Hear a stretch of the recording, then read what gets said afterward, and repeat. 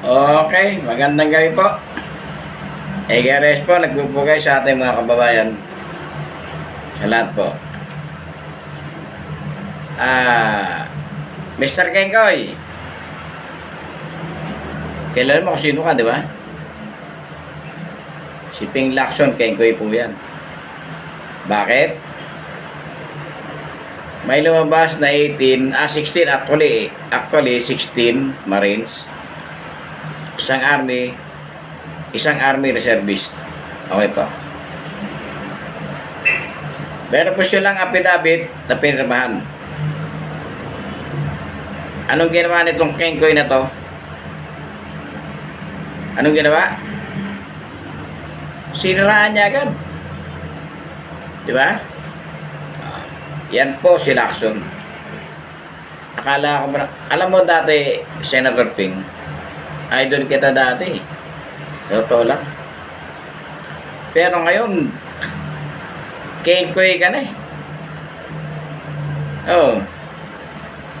Ang tingin ko parang ano eh, hindi ka pa natuli, supot ka pa. Kasuhan mo ko. Supot ka talaga. Alam mo kung bakit? Huwag mo siraan ang kredibilidad ng mga 18 testigo.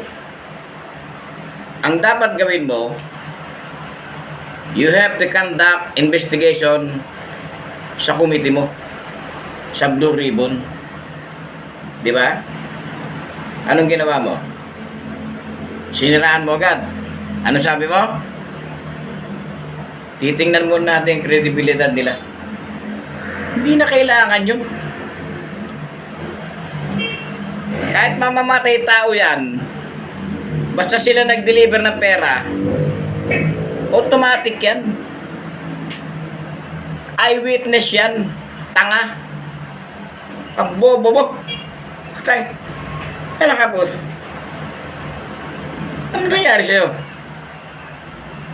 Alam mo, Senator Ping, nung panahon ni Erap, idol kita eh. Kahit nasangkot ka nun sa korot ng Baliling, hindi ako niniwala. Pero ngayon, naniniwala na ako. Kengkoy ka talaga. Hindi ka lang Kengkoy. King Koy. Hari ka ng mga Kengkoy. Imbestigahan mo muna yung sinasabi ng 18 bago mo suriin yung kredibilidad nila. Di ba? Eh kaso, ano ka eh? Hindi ko alam kung sinutsupa mo si Bongbong o ano eh. Tagin, nakakahiya ka sa totoo lang. Ikaw tsaka si Soto, nasabihin ko na sa iyo totoo. Kahihiyan kayo sa Pilipinas. Totoo yan. Totoo yan. Bakit? Si Gutesa tumistigo. Nag-corroborate yung sinasabi ni Gutesa at saka nung 18 testigo. Ano sabi mo? Kung saan tayo dalhin ng ebidensya, doon tayo. Eto na, lalapit na ka na ng ebidensya. Anak ka ng tatay mong supot. Ano ba nangyari sa'yo? Maawa ka sa Pilipino. Kung hindi mo kaya sa Blue Ribbon, mag-resign ka. Mag-resign ka. Alam mo, kahit pulis ka, dati, senador ka, isa lang sasabihin ko sa'yo, putang ina mo, sungaw ka eh. Oo, totoo. Kupal ka.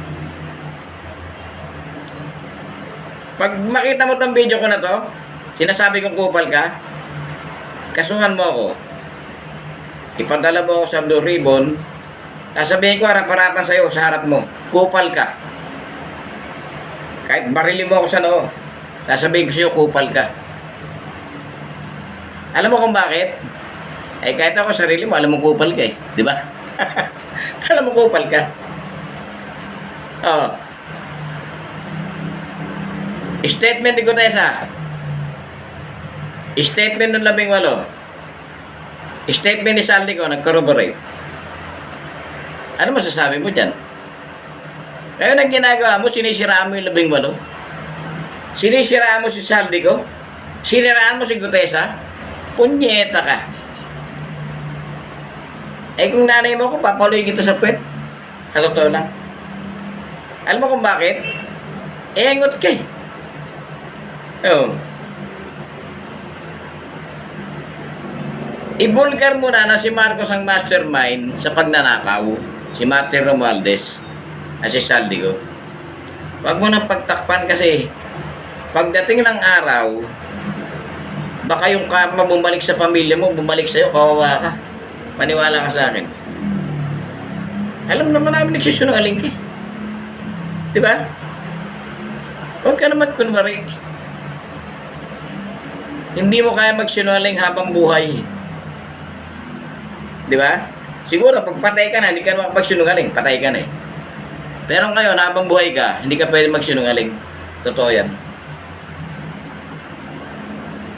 Ako po eh, ordinary Pilipino lang ako.